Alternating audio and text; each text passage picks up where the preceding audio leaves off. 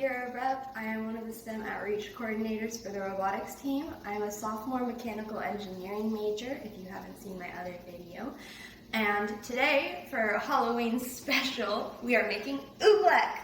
Oobleck is super cool. It's a non-Newtonian fluid, which means that it is both a solid and a liquid based on the pressure applied to it. So, let's get started. Yeah. Oh, I gotta get a spoon. Okay. So I'm just gonna put a bit of cornstarch into the bowl. So for this activity, you need cornstarch and water, and I also have a bit of orange sprinkles because it's orange because it's Halloween, and I love Halloween.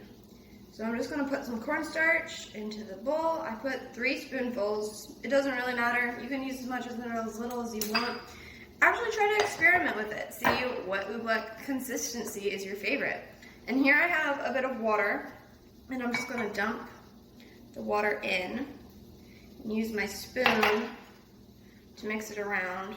Give it a good mix. Make sure it's all nice and wet. It's kind of weird. It starts getting kind of weird and hard to mix a little bit. And if it's not turning out right, add a little bit more water. It should kind of be a little hard when you press on it, but if you go slow enough, it should mix all right. Do you want to come see what I'm working on? Yeah. So I'm just mixing that up in there. And then I'm gonna add orange. And if you have food dye or sprinkles, I'm adding sprinkles because sprinkles are awesome. Please don't eat this. I mean, you can. It doesn't taste very good. I can tell you that right now.